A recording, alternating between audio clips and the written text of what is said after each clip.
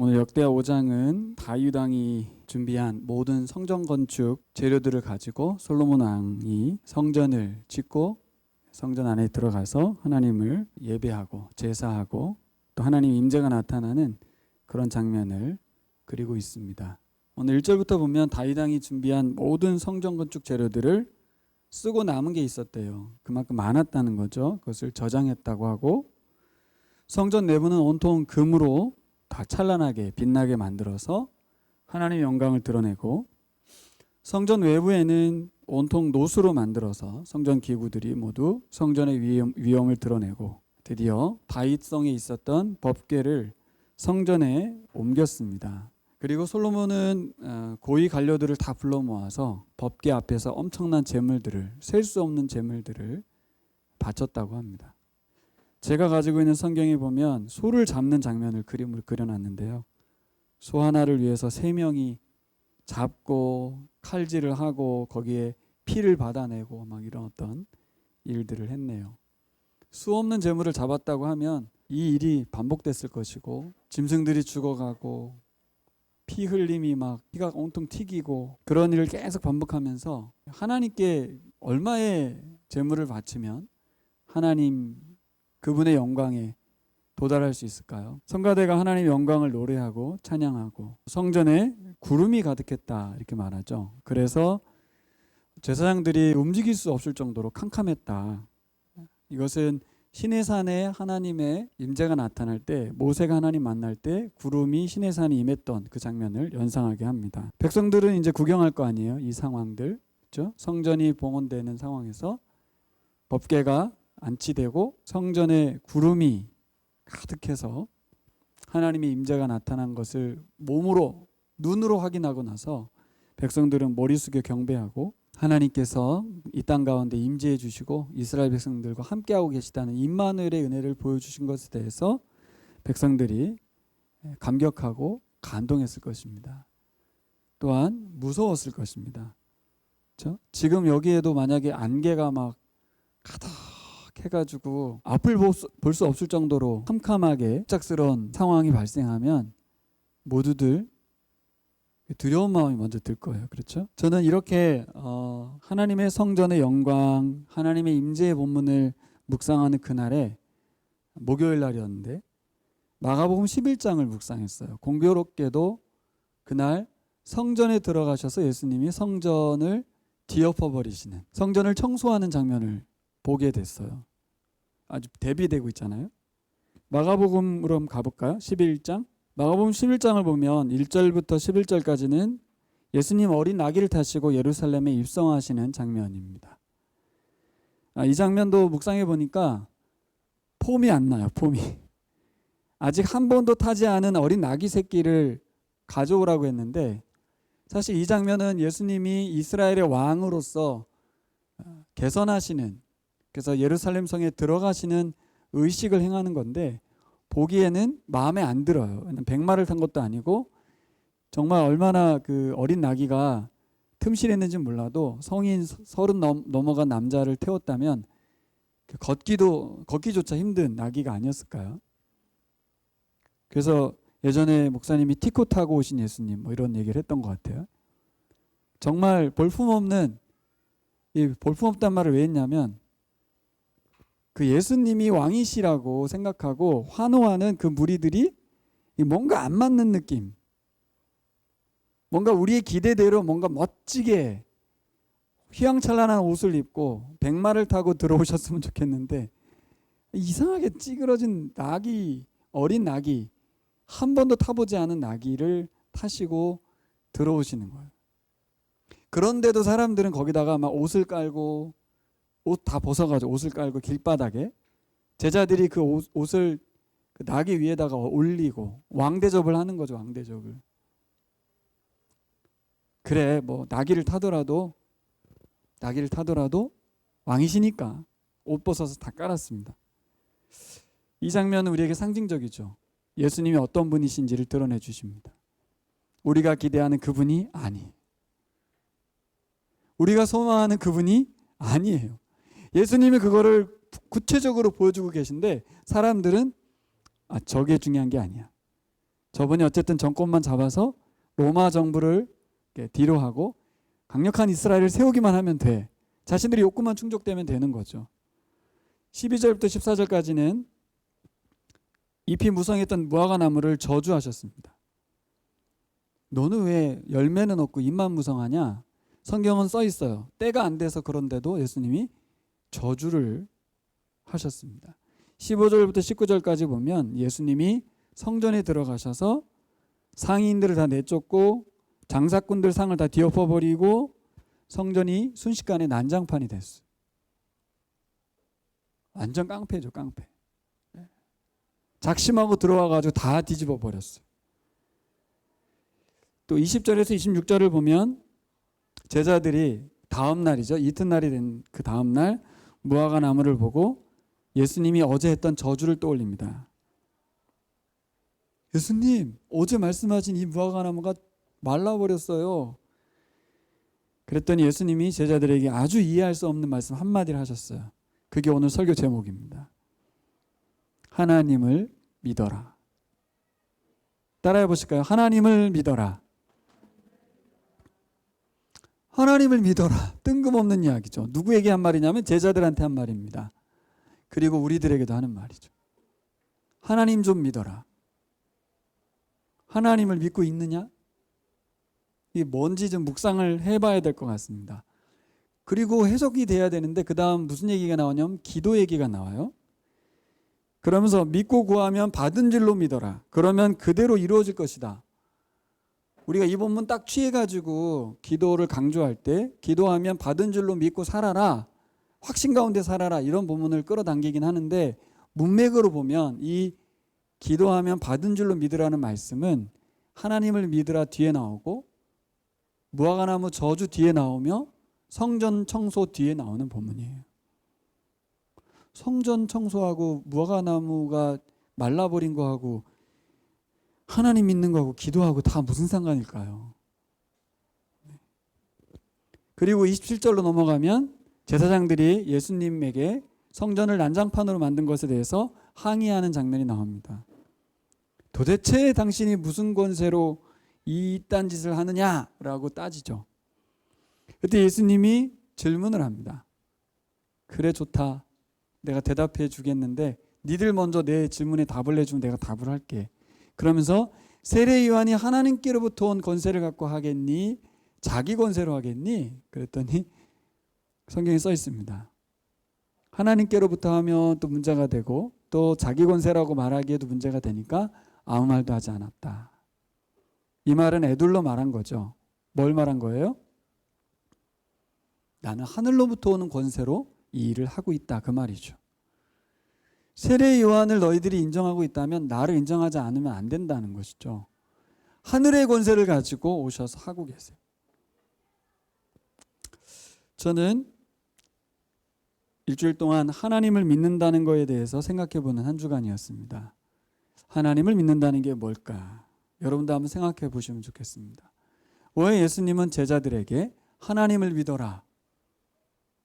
기도하면 하나님이 들어주신다. 기도하면 받은 줄로 믿고 살아라. 갑자기 뜬금없이 왜 무화과나무를 저주하시더니 왜 기도 얘기를 하고 그러면서 너희가 누구든지 죄를 졌으면 서로 용서하고 화해하고 와서 기도해야 된다. 그래야 응답해 주실 것이다. 그러면서 화해 없는 기도는 의미가 없음을 이루어지지 않음을 또 이야기하셨어요. 역대하 본문을 읽고 나서 이 본문을 읽는데 많은 대비가 되면서 역대하가 여러분 제가 개관을 해서 들은 분은 계시지만 전혀 개관을 듣지 못한 분도 계실 수 있기 때문에 설명해 드리자면 역대하는 이스라엘이 포로로 잡혀가고 나서 돌아와서 이스라엘 땅에 온 사람들에게 읽으라고 쓴 성경입니다. 내용상 그 내용은 옛날 얘기를 많이 하고 있지만 그거는 이미 끝난 얘기를 포로에서 돌아온 사람들에게 이 이야기를 하는 거예요. 왜 하냐는 거죠. 그걸 우리가 읽어야 역대하를 제대로 읽는 거지 거기에 있는 솔로몬이 성전을 건축한 이야기를 읽는 것은 중요하지 않아요. 그 이야기를 왜 지금 와서 하느냐는 거죠. 그 이야기를 2020년에 우리가 들어야 될 이유가 뭐냐는 거죠. 역대하는 잘못 묵상하면 재미가 하나도 없어요. 우리 성전 건축이 우리하고 아무 상관이 없이 들리기 때문에. 그래서 마가복음과 연결해서 보았습니다. 하나님을 믿는다는 게 뭘까? 일단 우리가 생각해 봐야 될 질문은 하나님이 누구신가이고 나는 누구냐고 하나님과 나는 어떤 관계냐를 오늘 예수님이 설정해 주신 거죠. 여러분, 하나님을 믿으려면 하나님이 누군지 분명하게 알아야 믿을 거 아니에요. 그렇죠? 하나님이 어떤 분이신지 알아야 될까? 또 내가 하나님을 믿으려면, 받아들이고 의지하려면 내가 어떤 상태가 어떤 존재인지 알아야 하나님께 나아가겠죠. 그리고 이제 하나님과 우리의 관계가 재설정되겠죠. 여러분, 우리가 잘 알고 있는 그 하나님과 내가 어떤 관계를 맺고 살고 있는지 오늘 역대하 말씀을 통해서 듣기를 원합니다. 엣지통독을 통해서도 우리가 전도서도 읽었고, 그렇죠? 욥기도 읽었죠.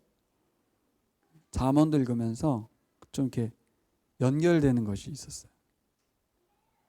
잠언, 욥기, 전도서는 자꾸 나 중심적으로 읽게 되는데 엣지통독 본문을 골라낸 것만 보면 하나님 중심적으로 본문을 골랐다는 걸 알 수 있죠. 그대로만 읽어가면 하나님을 발견하게 되지 나의 고난, 나의 문제, 나의 아픔 이게 아니고 하나님이 어떤 분이신지를 뽑아놓은 걸 볼 수 있어요.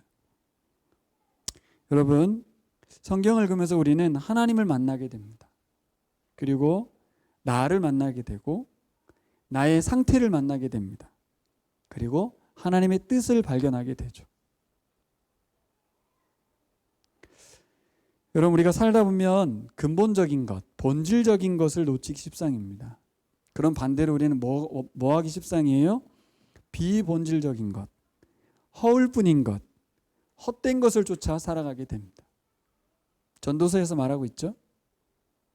여러분, 인생 가운데 하나님이 어떤 분이신지 그 본질이 뭔지 놓치면서 살아갈 수가 있습니다.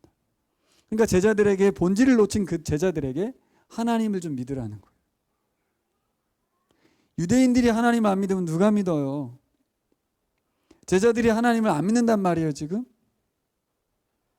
하나님 믿는다는 게 뭘까? 여러분, 그리스도인으로서 살아간 우리가 절대 놓치면 안 되는 본질이 있습니다. 마가복음의 예수님도 제자들에게 그 본질을 알려주고 싶었습니다. 나라가 망해서 포로 생활하다가 이제 다시 포로에서 돌아와 지금 성전을 이제 막 짓기 시작한, 솔로몬 성전은 무너졌고 새로 성전을 짓고 있는 이 사람들에게 뭐가 중요한지, 지금 뭐가 중요한지, 지금 우리가 가장 신경 써야 될 게 뭔지 알려주는 본문이 역대하입니다.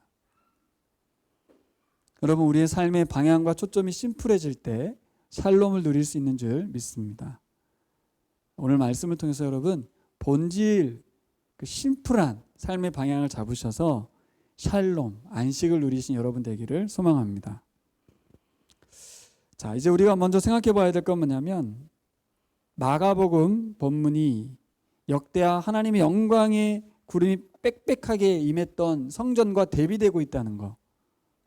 이것은 오늘날의 이야기하고도 연결되더라고요. 그렇게 영광스럽게 하나님의 성전이, 그 임재가 드러났던 그 성전이 강도 소굴이 되어서 멀리에서 제사 드리러 온 사람들에게 고리대금으로 환전을 해주고, 또 소를 몰고 오면 흠 없는 소여야 되는데, 야, 이거 흠이 있잖아, 흠 있는 소는 안 돼, 이 성전에서 파는 소만 가지고 해야 돼. 그러면서 그 소를 제사 드리지 못하게 하고 성전에 있는 소만 가지고 제사 드리게 하고, 날강도 같은 인간들이 성전을 점령하고 깡패같이 그렇게. 그러니까 예수님도 깡패의 모습을 보여준 거예요. 깡패 같은 제사장들한테. 모 교단 총회장님이 되신 우리 소 목사님께서 자신이 총회장이 된 기념 예배를 드리면서 공개적인 장소에서, 그 영상이 유튜브에 아주 잘 돌아다니고 있는데, 자신의 교회 장로들에게 감사패를 주었는데 이거 하나 1억, 2억씩 되는 거예요. 그리고 불법을 저지르고 자신이 총회장이 될 수 있도록 도왔다면서 자신 있게 공개하면서 그 장로를 치하하고 앞으로 더 헌금하라고 막 그러면서 막 감사패를 남발하는 거예요. 여러분 이런 얘기를 들으면 여러분 마음이 어떠세요? 그 현장에 있던 교인들은 어떤 마음일까요? 낯이 뜨거울까요? 어떨 것 같아요? 그 현장에 있는 교인들의 마음은 어떻게 저렇게 천박하게 목사가 저럴 수 있을까? 그렇게 분노할 것 같지만 그렇지 않습니다. 나도 어떻게 하면 저 자리에 가서 저 총회장님의 감사패를 하나 받을 수 있을까? 내가 열심히 돈 벌어서 저 총회장님의 그 일하심에 보탬이 되고 저 감사패를 받고 싶다. 저 자리에 서고 싶다. 저 영광의 자리에 내가 서고야 말리라. 그런 마음을 품어요. 그게 아니라면 거기서 데모가 일어나든 그 교회를 다 떠나야 되는 거 아니에요? 왜 거기 그 교회에 붙어 있는 거죠? 제가 이게 공개 방송으로 나가도 제가 말하고 싶은 거예요. 이건 젊어서가 아니고 그거는 성전에서 깡패 같았던 그 제사장하고 뭐가 달라요? 이번에 바이든이 대통령이 되셨는데 트럼프는 인정을 하지 않아요. 뉴스를 보면 뭐라고 나와요? 미국 크리스찬의 75%가 트럼프를 지지하는 거예요. 저희들이 존경하면서 읽었던 그 목사님들의 책들, 그 이름을 딱 보는 순간 너무나 실망스럽게도 너무나 존경하는 그 목사님들의 이름들이 등장하면서 트럼프를 지지하는 거예요. 이유는 단 두 개.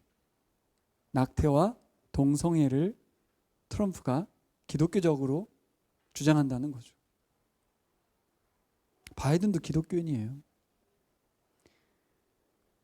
여러분 75%의 크리스찬이 트럼프를 지지한다는 것에 대해서 어떻게 생각하세요?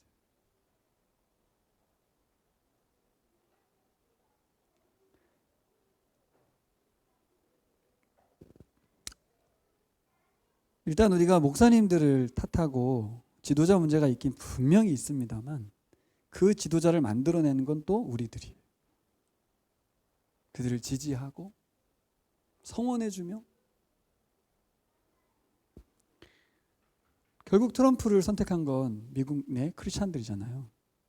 흑인을 혐오하고 장벽을 쌓고 이주 정책을 폐쇄하고 기후변화에 대한 협약을 탈퇴하고 오직 미국 우선주의, 아메리칸 퍼스트만 주장했던 그 인간에 대해서 미국인들이 열광하고 크리스찬들이 열광했어요. 혐오와 배제를 열광했어요. 이게 크리스찬의 현 주소예요. 나만 잘 살면 되고 우리나라만 잘 되면 되는 거예요. 하나님의 영광의 임재가 나타날 수 있을까요? 이런데 무슨 하나님의 영광의 임재가 나타나냐고요.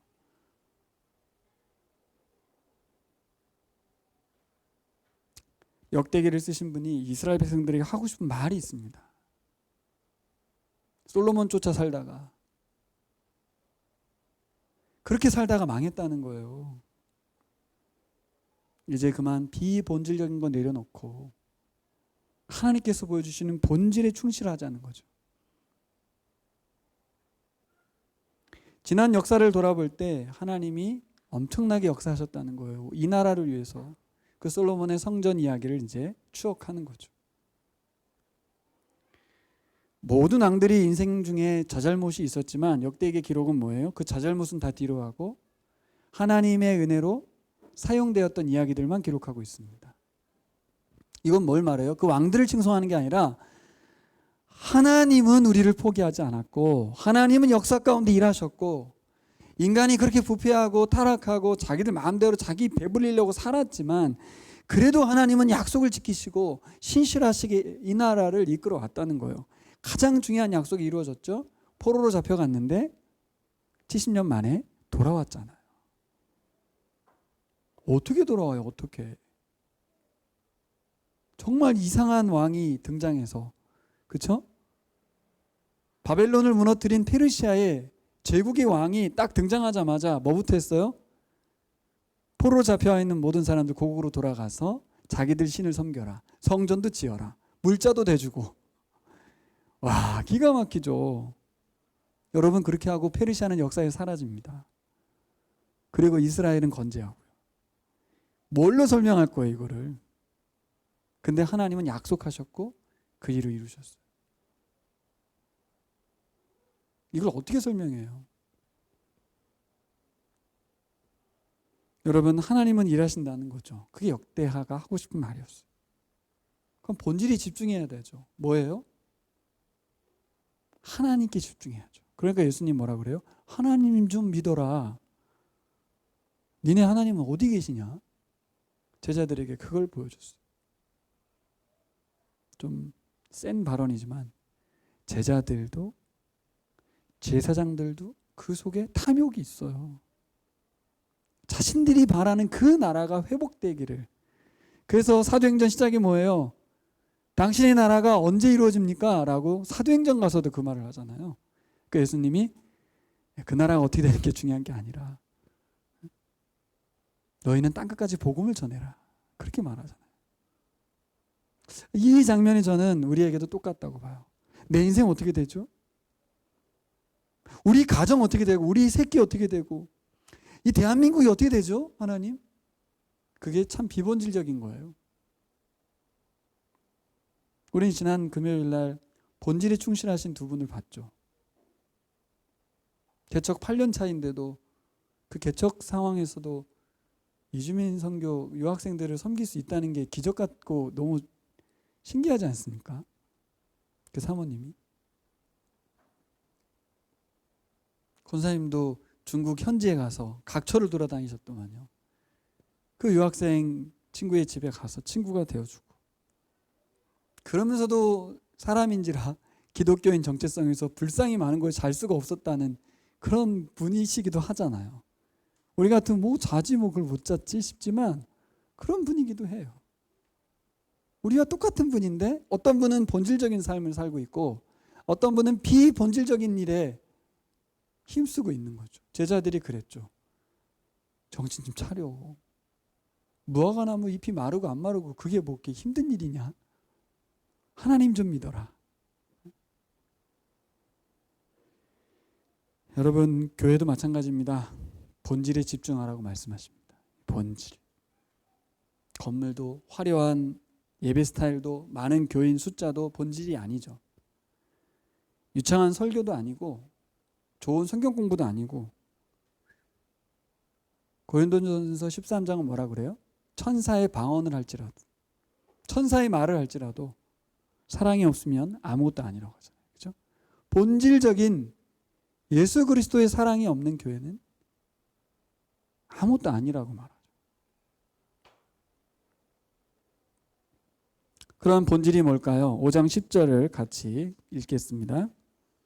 역대하로 가서 5장 10절 같이 읽겠습니다. 교회 속에는 호렙에서 모세가 넣어둔 두 판 말고는 아무것도 없었다. 이 두 판은 이스라엘 자손이 이집트에서 나온 다음에 주님께서 호렙에서 그들과 언약을 세우실 때에 모세가 거기에 넣은 것이다. 아멘. 저도 평신도 같이 신앙생활하면서 목사가 돼도 평신도 같이 신앙생활하면서 목사님 설교를 들어왔는데 항상 목사님의 설교는 너무 영적이고 내 삶과 분리되고 실질적이지 않은 설교를 하는 것 같다라는 느낌을 가질 때가 있었어요. 근데 여러분, 이 삶과 복음이 통합돼야 되는 거지 자꾸 분리되게 들리고 있다면 그건 점검하셔야 돼요. 본질을 말하고 있는데 나에게는 그게 본질이 아니니까 안 들리는 거예요, 사실. 영적인 변화와 하나님과의 관계가 이렇게 오픈되어 있지 않으면 설교가 다 잘 안 들려요. 내 삶과 아무 상관도 없이 들린단 말이에요. 지금 본질 얘기를 하는데 들을 때 비본질로 들리시면 복음과 멀어져 있는 거예요. 오늘 본질을 얘기했어요. 뭐예요? 본질은, 핵심은 법궤라는 거죠. 십계명 두 돌판밖에 없었다. 하나님이 어떤 분인지 드러내주는 상징입니다. 자, 여기 보세요. 이 솔로몬 신전을 짓는 것은 어떤 의미가 있냐면 이방 신전과 연결되어 볼 때 동일한 하나님을 섬기는, 신을 섬기는 신전이에요. 그런데 이 솔로몬 성전과 이방 성전의 차이는 딱 하나. 거기에 법궤가 있다는 거예요. 어떤 의미예요? 이방 신전도 똑같아요. 제사 드려요. 그 신에게 물어봐요. 그리고 신이 알려주면, 그죠? 신전에 있는 신녀든 제사장이든 그들이 왕에게 통치를 알려주죠. 동일한 방식인데 다른 게 하나 있어요. 하나님의 성전엔 법궤가 있어요. 하나님은 살아계시고 하나님은 말씀하시는 분이며 하나님 말씀으로 통치하시죠. 인격신입니다. 인격신. 사실 이방신은 존재하지 않는 신들입니다. 하지만 하나님 살아계세요. 뭘로 알아요? 법궤로 아는 거예요. 근데 법궤는 상징입니다. 두 돌판밖에 없어요. 거기서 말하지 않아요. 말은 따로 있죠. 토라가 있어요. 토라. 이스라엘 백성에겐 토라가 있어요. 그 토라가 하나님의 말씀이고 그것이 하나님의 뜻이에요. 사실 아주 간단해요. 하나님의 말씀인 토라대로 살면 되는 거예요. 토라가 있는데 성전이 왜 필요해요? 우리가 성경이 있는데 교회 와서 예배를 왜 드려야 되죠? 성경 가지고 살면 되죠. 똑같은 원리입니다. 성전에서 그곳에서 만나준다는 말씀을 통해서 그곳에서 하나님의 임재와, 그죠? 하나님의 살아계심을 확인하는, 그죠? 장소를 하나님이 허락해 주신 거예요. 거기에만 계시진 않습니다만 그곳을 통해서 하나님의 살아계심을 인식하면서 하나님을 두려워하면서 제사를 바친다는 건 어떤 의미예요? 우리가 죄인이고 하나님 앞에 용서받아야 될 사람들이고 하나님께 죄의 용서함 받지 않으면 하나님의 은혜가 임하지 않는다는 걸 인정하는 곳이 제사 드리는 곳 성전이었거든요. 여러분, 고조선의 8조법이 있죠. 우리가 역사 시간에 배웠어요. 굉장히 역사가들이 또 우리나라가 막 이렇게 칭송하는데 별거 아니죠. 8개밖에 안 돼요. 하무라비 법전 어떻습니까? 하무라비 법전도 굉장히 칭송을 받죠. 근데 여러분, 역사책에서 토라에 대해서 말하는 거 보셨어요? 하나님이 직접 주신 법 엄청나게 많죠. 양이. 하무라비 법전과 8조법은 위대한데 성경은요, 이 토라는요 비교가 안 되잖아요. 이게 사실 역사가들이 그걸 기록해 주지 않아서 그런 거죠. 여러분, 고대 인간들이 만든 법과는 비교가 되지 않는 하늘의 법, 하나님의 법, 하나님의 말씀, 이것은요 고대 근동의 인권과 비교가 안 되는 말씀들이 써 있습니다. 여성에 대한 인권도 마찬가지고 약자에 대한 관심이 너무 높고 왕들의 정치가 아니에요. 하나님 형상을 닮은 존귀한 하나님의 백성들이 어떻게 존귀하게 살아갈 수 있는지를 기록한 법이 율법이고 토라죠. 토라. 그것을 상징하는 두 돌판이 거기 있습니다. 자, 하나님의 임재를 생각해 보자고요. 우리는 뭘 추구해요? 솔로몬의 그 성전에 임했던 구름이 빽빽했던 그 영광이 오늘도 재현되길 바라면서 우리가 예배 시간에 감정적으로 하나님의 영광이 막 쫙만 임해서 흥분되고 뜨거워지고 달아올라지는 그런 걸 기대하십니까? 신약시대에 와서 성전은 어떻게 됐어요? 강도들이 점령하고 거기서 돈 뜯어먹고 백성들 피고를 빨아먹고 자기들만 배부르는 이상한 곳이 돼버렸잖아요. 지금 교회는 어때요? 연결되고 있죠. 여러분, 우리가 솔로몬의 성전의 영광, 그 비본질적인 것에 볼 게 아니라 하나님 왜 거기 구름으로 빽빽하게 왜 임재했냐? 왜? 핵심은 뭐예요? 법궤죠. 말씀. 그곳에서 하나님이 말씀하신다는 거예요. 예? 하나님의 말씀이 유효하다는 것을 성전의 임재를 통해서 보여주시는 거예요. 하나님 살아계심을. 여러분, 본질이 뭐예요? 본질은 하나님의 임재, 하나님의 살아계심입니다. 하나님 지금 살아계시다는 거예요. 그게 본질입니다. 뭘로 발견해요? 법궤로. 법궤가 상징하는 하나님의 말씀으로. 자, 하나님의 말씀이 살아 역사한다는 걸 우리는 어떻게 알 수 있죠? 따라해 보실까요? 순종입니다. 순종. 따라해 보세요. 순종. 네. 하나님의 임재는 순종으로 나타나는 거예요. 여러분 말씀 우리가 잘 알잖아요. 잘 알죠. 제자들도 말씀 잘 알잖아요. 근데 왜 하나님 믿으라고 했겠어요? 하나님의 뜻 제대로 알아서 그 말씀에 순종하지 않는 거예요. 그러면 하나님의 임재가 나타날 수 없죠. 하나님의 임재는 말씀에 대한 순종으로 나타납니다. 어김없이. 말씀의 순종을 통해서 우리가 하나님 살아계심을 확인하게 되고요. 그 속에서 하나님의 임재를 느낍니다. 하나님 살아계시구나. 그러니까 하나님의 임재는 일방적으로 보여지고 일방적으로 느껴지는 게 아니라 우리가 같이 하나님 말씀에 연결되고 반응할 때 그때 우리가 느끼는 거죠. 우리도 감정이 있는 존재인데 보기만 한다고 해서 하나님 임재를 느낀다. 그렇죠. 느꼈어. 이스라엘이 어떻게 느꼈어요? 10가지 재앙, 홍해 바다 건넜어요. 만나를 먹었어요. 메추라기를 먹었어요. 그들이 하나님의 임재 가운데 살았는데도 불구하고 어떻게 됐어요? 하나님을 안 믿잖아요. 우리가 추구하는 본질이 뭐예요? 하나님의 임재인데 그 임재가 순종을 통해서 임한다는 걸 놓치면 안 됩니다. 하나님을 믿으세요. 말씀대로 살면, 말씀대로 순종하면 하나님의 나라와 내가 걱정하는 모든 것들이 문제가 안 됩니다. 그 뒤에 예수님 뭐라고 그래요? 기도하면 이룬 줄, 받은 줄로 믿어라. 그 말 왜 하셨겠어요?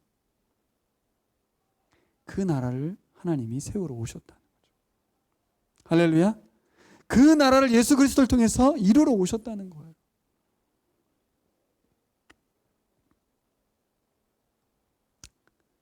여러분, 마가복음에 예수님이 어떤 모습으로 나타났습니까?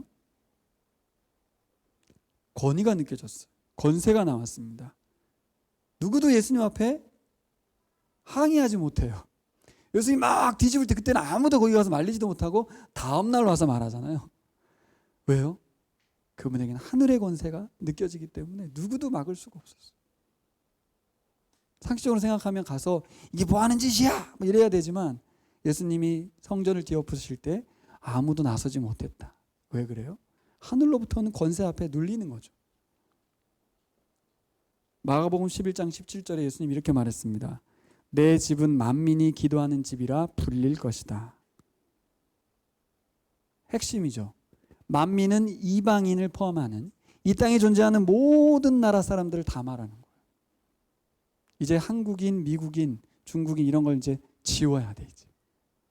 사실 이주민 선교란 말도 따지고 보면 틀린 말이죠.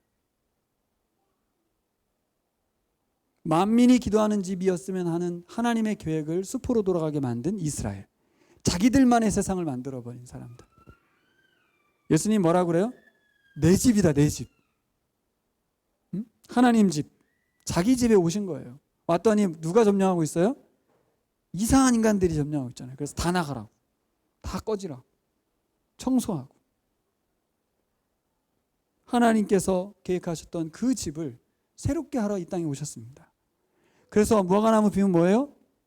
유대인이 만들어 놓은 성전은 무너지고 유대인 종교, 자기들만의 나라의 종교 그거를 다 끝장내고 말라 비틀어지고 새로운 세상, 하나님께서 꿈꾸시는 새로운 성전을 지으시는 거죠. 그게 교회입니다. 예수 그리스도가 부활하심으로 각 사람의 심령에 들어가서 예수님을 주인으로 모시는 사람들의 모임으로 교회를 세우시고 새 일을 이루시겠다는 거죠. 이게 뭐예요? 하나님을 믿으라는 거예요. 아니 내가 제사장이고 내가 제자인데 무슨 하나님을 믿으라는 소린가? 여러분 우리가 하나님을 믿지 않는다는 거죠. 뭘 믿으라는 거예요? 하나님이 기도하면 이루어질 걸 받은 줄로 믿으라. 이 뒷부분이 이해가 잘 안 돼요. 자, 연결해 보자고요. 하나님을 믿으란 말이 무슨 말이에요? 보세요. 하나님 뭐라고 구약에 말했죠? 똑같아요. 하나님 말씀대로 하지 않으면 심판이라는 거죠. 그래서 유대인들은 70년, 서기 70년에 70년 맞나요? 하여튼 정확한 연도는 기억이 안 나는데 로마의 티토 장군에 의해서 성전이 멸망당합니다. 완전히. 예수님 요한복음에서 뭐라 그랬어요? 돌 위에 돌 하나도 남지 않을 것이다. 그리고 성전은 무너집니다. 하나님의 말씀이 이루어졌죠? 믿으라는 거예요. 무화과 나무가 마른 것처럼 이제 유대 종교는 끝난다는 거죠. 또 뭘 믿으라는 거예요? 하나님이 계획하신 그 나라가 완성될 걸 믿으라는 거죠. 예수 그리스도를 통해서 새로운 성전인 교회가 생길 것을 믿으라는 것이죠. 지금까지 하나님께서 그 일을 위해서 일하셨고 또 그래서 예수님이 여기 오셨다는 거죠. 하나님이 일하시면 증거가 뭐예요? 바로 예수님 성전에 오셔서 청소하는 거예요.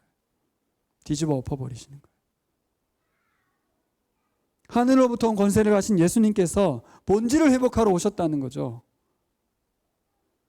소망이 없잖아요. 그렇죠? 유대교회도 소망이 없고 미국 교회도 소망이 없고 한국의 거대한 교회도 소망이 없어요. 절망적이지 않습니까? 교회를 보면 자꾸 뭘 보니까 비본질적인 것에 현혹되어서 그 교회 교인들 같이 우리도 동일하게 비본질적인 세상의 것들을 소망하며 갈망하며 헉헉거리며 배고파하며 살아가고 있기 때문에 소망이 없는 겁니다, 여러분. 근데 제자들에게 뭐라고? 하나님을 믿으라는 거예요. 소망 되신 하나님, 나 여기 와서 새로운 세상을 시작하는데 소망이 안 보이니? 이렇게 말씀하시는 것이죠. 뭐가 보이십니까, 여러분에게? 코로나 시대의 어두움과 어려움과 불편만 보이십니까? 하나님이 일하고 계신 것이죠. 하나님을 믿으라. 성전에 살고 그곳에서 맨날 제사 드리면서도 자신들의 배만 부르고 급급한 기득권이 되어버린 청소의 대상이 되었던 제사장들. 하나님이 엄청난 기사와 표적들을 경험했던 세상 나라가 부러워했던 이스라엘. 역대급 부흥을 봤던 솔로몬. 그걸 보면서 막 후대인들이 다시 솔로몬의 영광을, 그런 일은 없습니다. 그렇게 세상 나라 부러워하다가 솔로몬이 그 자기 영광에 그 만족과 감사하지 못하고 이방 나라들 흉내내다가 나라가 폭삭 망했죠. 이스라엘의 망한 주범은 솔로몬이었잖아요. 앞에 제가 언급했던 소 총회장님처럼 복을 복을 팔아버리는 장사꾼이 되어버린 낯뜨거운 발언을 막 쏟아내는 부끄러움은 다 하나님 몫이에요. 정말 얼마나 답답하실까요? 하나님 마음이. 창피하면 자기들끼리나 하지 어떻게 이렇게 공개적으로 그렇게 나는 장사꾼이요 그렇게 할지 모르겠어요. 그리고 그분이 한국 교계를 대표해서 사과도 하셨어요. 코로나 시기에 우리 교회들이 잘못했다고. 누가 그 사람한테 대표권을 줬는지 모르겠지만 이건 아닌 것 같아요. 스스로 몰락의 길을 걷고 있는 모습을 보지 않습니까? 유대교도 그렇죠? 제자들도 교회도. 맛을 잃어버린 소금은 길가에 버려져 밟히게 된다고 했습니다. 기대했던 맛을 내지 못하는 본질을 잃어버린 나주배는 쓰레기통에 던져집니다. 사람도 마찬가지입니다. 본질을 잃어버린 사람은 존재의 가치가 없습니다. 그래서 예수님이 십자가에 죽으셨습니다.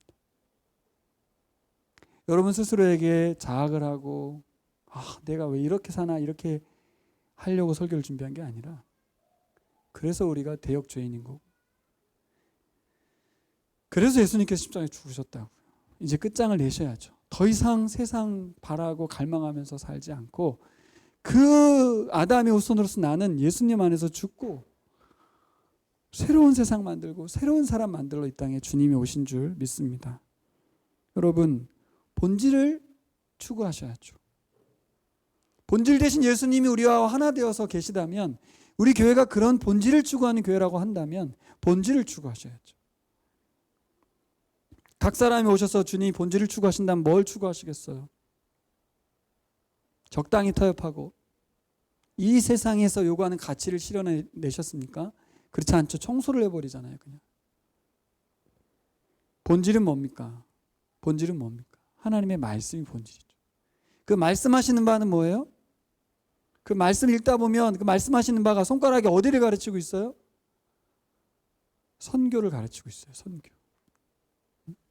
하나님의 사람들을 불러 모으라는 거죠. 하나님 말씀 앞에 순종하는 자들, 하나님 말씀이 필요한 자들, 그들을 향하여 손이 가고 있어요. 성경을 펴 읽어보면 약자들에게 가 있고, 그렇죠? 손님과 고아와 객과 약한 사람들에게 가 있어요. 성경은 분명히 그렇게 써 있는데도 우리는 하던 대로 나에게 유익한 사람, 나하고 수준이 비슷한 사람, 내가 본받을 사람, 나에게 덕을 주실 사람, 나에게 은혜 끼칠 사람들을 찾아가죠. 교회를 선택할 때 우리가 대부분 보면 그러지 않아요? 나하고 비슷한 사람들이 있는 곳에 가죠. 설교를 들어보고 본질을 추구한 교회인지를 찾지 않고 내가 가면 자녀들을 잘 교육시켜 줄 수 있는지, 나의 외로움을 달래줄 수 있는지, 전부 비본질적인 걸 찾죠. 정리해 보겠습니다, 여러분. 하나님을 믿으라. 이게 뭘까? 5가지로 제가 한번 생각해 봤습니다. 그분이 세우신 계획을 이루신다는 걸 믿어라. 그분이 세상을 통치하고 계심을 믿어라. 그분이 예수 그리스도를 통해서 본질을 회복하셨음을 믿어라. 그분의 영광에 대적하는 자들은 청소 대상임을 믿어라. 그분이 약속대로 예수님을 통해서 기도에 응답하실 새로운 세상, 그 세상을 여셨음을 믿으라는 것입니다. 조건이 하나 달렸죠. 화해하고 와서 기도하라고. 네. 본질이 회복된 자들도 우리에게 조건이 하나 걸렸어요. 화해하고 오라고. 관계가 막혀있는 상황에서는 하나님께 기도하고 나서도 그 응답이 일어나도 사실 불편하죠. 하나님께서는 예수님을 통해서 그 한마디 하셨어요. 너희들 일단 사는 동안에 새로운 세상을 살아가면서도 일단 막힌 관계는 뚫어야 한다. 여러분, 우리는 본질 대신 예수님께 집중하기를 소망합니다. 본질에 집중하게 되면 교회의 본질인 선교에 집중하게 됩니다. 지난 금요일 날 보니까 두 분이 그렇더라고요. 우리는 복음을 잘 알고 있고 혹시 제자들인 것 같아요. 예수님 곁에 붙어 있고 예수님이 기사와 표적을 많이 보았지만 마가복음에 나타난 제자들은 예수님이 누구신지 잘 모릅니다. 그러니 하나님도 모르는 거죠. 오히려 말씀에 순종하시고 끊임없이 순종함 통해서 하나님의 임재를 맛보시고 하나님 살아계심 맛보신 그분들이 계속해서 그 길을 가시는 걸 봤어요.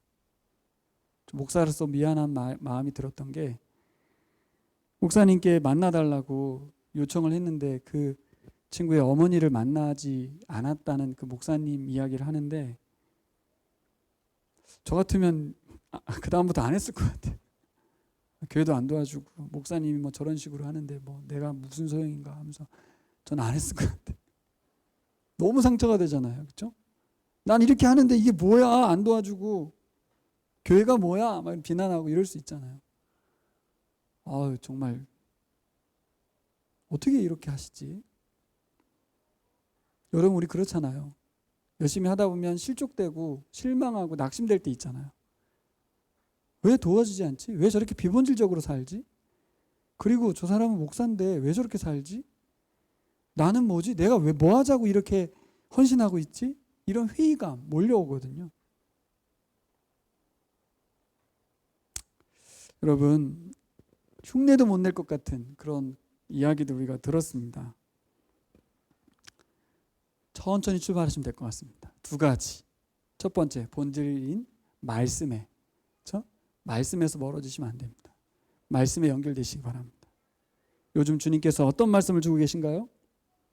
그 주님은 이런 말씀을 주시는 거예요. 너의 손과 발이 순종하길 바란다. 그래야만 본질 대신 예수님, 그분을 느낄 수 있고 그 본질 속에서 여러분들이 살 수 있습니다 라고 말하는 거죠. 두 번째는 뭐예요? 그 말씀에 순종함으로 해서 하나님의 일하심을 감사하고 예배하는 삶이에요. 저는 감사를 잃어버리면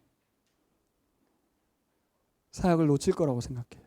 저는 우리 권사님이나 사모님이 감사를 놓지 않았기 때문에 여러 가지 상황 속에서도 계속해서 사역하고 계시다, 그런 생각이 들어요. 어떤 감사일까요? 이루어져서 감사가 아니라 나를 이렇게 사용하시는 것에 대한 감사가 아닐까 기도하겠습니다.